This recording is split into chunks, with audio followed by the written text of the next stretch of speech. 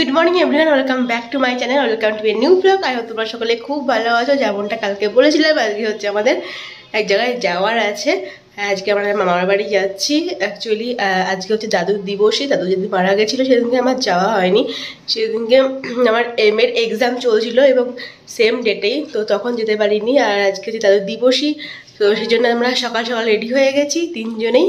এখন বেরোচ্ছি, এখন ঘড়িতে বেজে গেছে সকাল 9:30 মতো। তো অলমোস্ট রেডি কমপ্লিট, এই জাস্ট বেরোবো। তো চলো। অন্য তারা দিল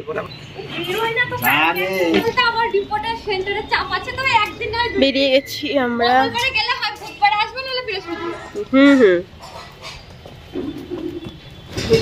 মা অনেকদিন পর মামার বাড়ি আছে, প্রচুর দিন পরে। অনেক দিন পর এই রাস্তায় আসা। যখন আর কি মামা বাড়ি যেতাম এই রাস্তা দিয়ে যেতাম, তো সেটাই আর কি ভাবছিলাম। ছোটোবেলায় যখন স্কুল ছুটি থাকতো তখনই ছুটি মানেই মামা বাড়ি, তাই না বলো? আর ওখানে জানো তো রাস উৎসব খুব ভালো হয়, তো প্রত্যেকবার রাস উৎসবে তো আগে যাওয়াই চাই। হাফ রাস্তা আমরা চলে এসেছি, এসে গাড়ি চেঞ্জ করলাম। এখান থেকে দেখতেই পাচ্ছ বাস একদম ফাঁকা, আমরাই হচ্ছে একমাত্র প্যাসেঞ্জার। তবে যেতে যেতে একদম ভর্তি হয়ে যাবে। তো কৃষ্ণনগরের গাড়িতে উঠে পড়েছি। চলো, এখনো 2-2.5 ঘন্টা তো লাগবে এখান থেকে দেখো ভিউটা কি সুন্দর লাগছে। মানে ধুলো, ওরে বাবা রে,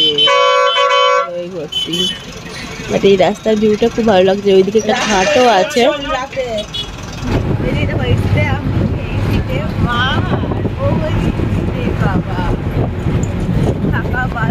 আমরাই যাচ্ছি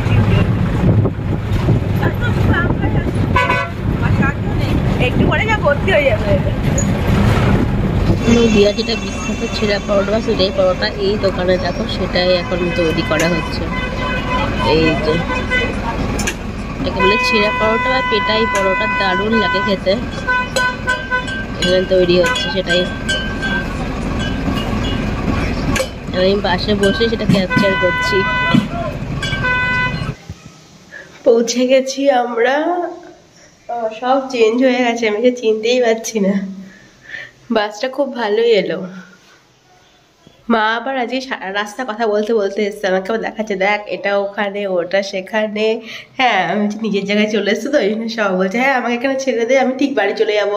মানে মাকে যদি তুমি নদীয়ার মধ্যে তুমি ছেড়ে দাও, ঠিক এদিক ওদিক ঘুরে ঘুরে ঠিক বাড়ি পৌঁছে যাবে। অনেকদিন পর আসলাম, অনেকটাই চেঞ্জ হয়ে গেছে দাদু দিদা চলে যাওয়ার পর। আর আমার আসা হয়নি, মানে ভালো লাগে না, ফাঁকা ফাঁকা লাগে। আর তারপরে দাদু দিদা যে ঘরটা থাকতো ঘরগুলো সব মডিফাই করা হয়ে গেছে, রং টং করে পুরো চেঞ্জ এখন। এবার তোমাদের গোটা বাড়িটা দেখাই। এটা হচ্ছে আমার মামা বাড়ি। অনেকটা জায়গা, সামনে পেছনে সাইডে প্রচুর জায়গা, অনেক বড় উঠোন। আগেকার দিনে যেরকম হতো না, অনেকটা বড় উঠোন নিয়ে বাড়িটা। তো এটা হচ্ছে ঠিক সেরকমই, যদি ইচ্ছা করি তাহলে এই জায়গাতেই মানে 4টে বাড়ি বানানো যাবে, এরকম জায়গা। তো অনেক গাছপালা আছে। আমার পেছনে দেখতে পাচ্ছ একটা রাম তুলসীর গাছও আছে। ছোটবেলায় যখন আসতাম আরো গাছ ছিল, আম গাছ, আরো কাঁঠাল গাছ, আরো অনেক কিছু গাছ ছিল, যদিও এখন সে কয়েকটা গাছ কেটে দেওয়া হয়েছে। এই সাইডে একটা কলপারও আছে, এটা অনেক দিন আগেকারই কল, বাট কিন্তু জায়গাটা চেঞ্জ করা হয়েছে। তবে বাড়িটা অনেকটাই আর কি মডিফাই করা হয়েছে, আগের সেরকম আর কি কিছুই নেই, রং টং করে অনেকটাই মডিফাই করা হয়ে গেছে। তো আমি আর মা সেটাই বলছিলাম যে দেখো এখানে ওটা ছিল, সেখানে ওটা ছিল, একটা কুয়োও ছিল, বাট সেগুলো আর এখন নেই, সেটাই আর কি বলছিলাম। তো আমি ফ্রেশ হয়ে নিয়েছি। প্রচণ্ড ধুলো রাস্তায়, এসে আমি আগে ফ্রেশ হলাম। তো মামি বলছে এবার খেয়ে নে, অনেক দেরি হয়ে গেল। মামি এখানে আর কি খাবার গরম করছে। আর আজকে আর কি অন্য লোকে এসে রান্না করে দিয়েছে, মানে আলাদা করে রান্নার জন্য লোক নেওয়া ছিল। আর দেখো আমি ভিডিও করছি বলে মামি বলছে যে কর ভালো করে কর। তো আজকে যেহেতু অনেকজনই আসবে, আমার বাকি মাসিরাও আসবে, আরও 3টে মাসি আর কি আসবে, তো সেজন্য আর কি রান্নার লোক নিয়ে রান্না করা হয়েছে। তো মামি এখানে খাবার বাড়তে বাড়তে আমার সঙ্গে আর কি গল্প করছিল, বলছে এটা দেখা ওটা দেখা, মানে বলছে এগুলো ভিডিওতে দেখা। তো ভীষণই এগুলো হচ্ছিল। আর এমনিতেও মামি কথা বলতে গল্প করতে প্রচণ্ড ভালোবাসে। আমরা যখনই আছি তখন মামির সাথে প্রচুর গল্প হয়, এটা ওটা সেটা অনেক কিছু গল্প হয়। আমরাই আজকে আর কি প্রথম ঢুকেছি, মানে প্রথম এসেছি আমরাই, তারপরে আর কি বাকি মাসিরা আসছে। আমার একটা মাসির বাড়ি চন্দননগর, একটা মাসির বাড়ি নবদ্বীপ, আর একটা তো করিমপুর। তো সবাই অনেকটাই দূরে থাকে আর কি, মানে অনেকটাই ডিস্টেন্সে, আমাদের বাড়িও অনেকটা ডিস্টেন্সে। শুধু নবদ্বীপটাই কৃষ্ণনগরের থেকে কাছে। তো ওই মাসি আসছে, ফোন করেছিলাম সবাইকেই, সবাই আর কি আসছে। তো বাদ বাকি সকলেরই খাওয়া হয়ে গেছে, মামা বাবা সকলেরই খাওয়া হয়ে গেছে। ওরা প্রথমেই বসেছিল, তো এবার আমি আর মা খেতে বসবো। তো দাদুর কাজের সময় আমি আসতে পারিনি, তোমাদের প্রথমেই বললাম, তখন আমার আর কি এক্সাম পড়েছিল। তো সেই সময় আর আসা হয়নি, মনটা তো ভীষণই খারাপ লাগছিল। তো দেখিয়ে দিই তোমাদের মেনুতে কি কি আছে। আছে ডাল, মাছের ঝোল, বেগুন ভাজা, বাঁধাকপির তরকারি, পাঁপড় ভাজা, আর এটা হচ্ছে মাছের তেল ভাজা, আর ছিল হচ্ছে চাটনি। তো সেটাই বলছিলাম, দাদুর কাজের সময় আসতে পারিনি। দাদুর আগে দিদা মারা গেছিলো, তো দিদার কাজে এসেছিলাম, আমি আসতে পারিনি, কিন্তু বাবা মাকে পাঠিয়ে দিয়েছিলাম, বাবা মা এসেছিল, সেই জন্য এবার তো আসতেই হতো, না আসলে সেটা হতোই না আর কি। আর মামি বারবার করে বলেছে, যে অনেকবার বলেছে আসার জন্য। তো বসে গেছি খাওয়ার জন্য, আর মামি অনেকটা ভাত দিয়েছিল, ওই জন্য বলছিলাম যে ভাতটা কমাও, কিন্তু রান্নাগুলো খুব সুন্দর হয়েছিল। আমার খাওয়া শেষ হতেই তারপরে মা এখানে আর কি লাস্টের দিকে খাচ্ছিল, আর মামি বসেছিল। আর এটা হচ্ছে বোন, আমার দাদাও আছে একটা, মামা ছেলেও আছে, বাট সে বাইরে থাকে, আগে তোমরা দেখেছো আর কি কোনো একটা ভ্লগে। তো এখানে বড় মাসিও এসে গেছে, তোমাদের বলছিলাম নবদ্বীপে, তো নবদ্বীপে বড় মাসি থাকে। তো বড় মাসির এখন এতটাই শরীর খারাপ না, হঠাৎ করে হয়েছে, বেশিক্ষণ আর কি দাঁড়িয়ে থাকতেও পারে না, আর অনেকটা হেঁটে আসতেও পারে না। তো একটুখানি হেঁটে এসেই দেখো বলছে যে কেমন লাগছে।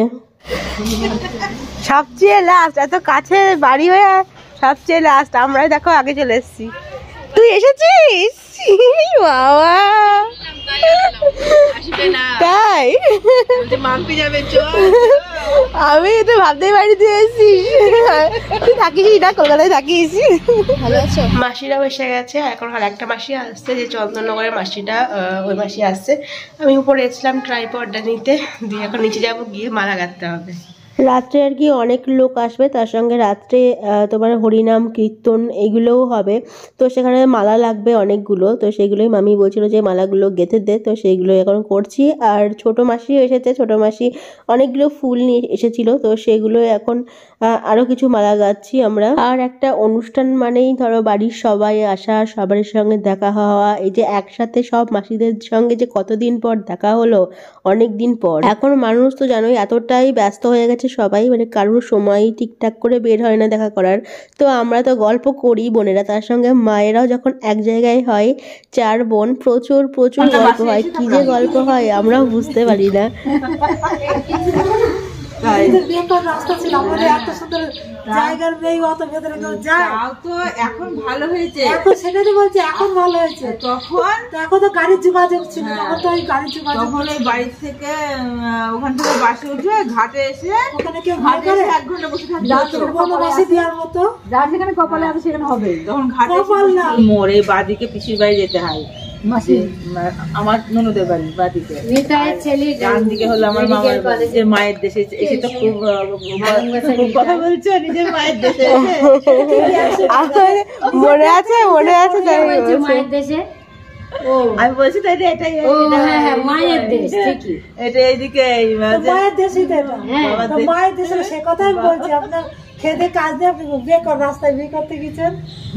সন্ধ্যাবেলা এখানে সব লোকজন আর কি চলেও এসেছে, যারা আর কি নাম কীর্তন আর কি করবে, সব লোকজন চলে এসেছে। তাছাড়াও পাড়ার অনেক লোকই আর কি বলা ছিল, তো তারাও কীর্তন শুনতে এসেছিল। দিদা চলে যাওয়া তার কিছুদিন পরেই, 1 বছরের মধ্যেই তারপরে দাদুও চলে যায়। এত কম সময়ের মধ্যে দুটো মানুষ এত তাড়াতাড়ি চলে গেল, এত কম সময়ের ব্যবধানে। তো সেই সময়টা সত্যি এতটাই খারাপ ছিল। বাড়িতে দেখো সব কিছু আছে, সব জিনিসপত্র আছে, কিন্তু দেখো যে মানুষ দুটো আর কি ছিল, যে মানুষ দুটোর জন্যই আর কি আমাদের আশা, যে যার টানে আমরা আসতাম, তো সেই মানুষ দুটোই আজকে আর নেই।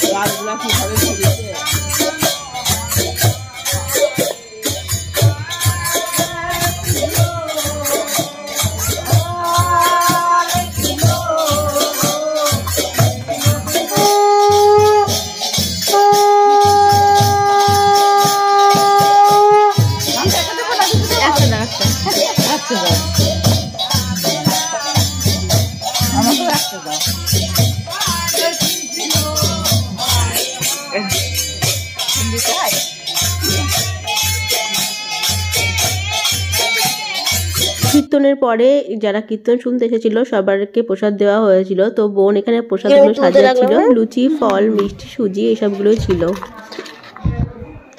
মানুষজন চলে যাবে না হলে। কি কি হয়েছে আজকে? কি কি হয়েছে? সুজি হয়েছে, লুচি, ছোলার ডাল। সুজি, লুচি, ছোলার ডাল। সুজি তো এই এখনো এক থালা সুজি আছে ওখানে।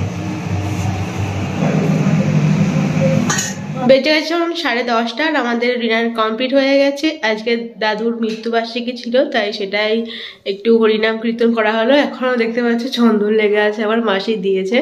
তো যাই হোক, চলো আজকে ব্লগটা তাহলে এখানেই এন্ড করছি। তোমাদের সঙ্গে দেখা হচ্ছে নতুন কোনো ব্লগ নিয়ে। Till then stay happy and stay safe. Good night, bye by.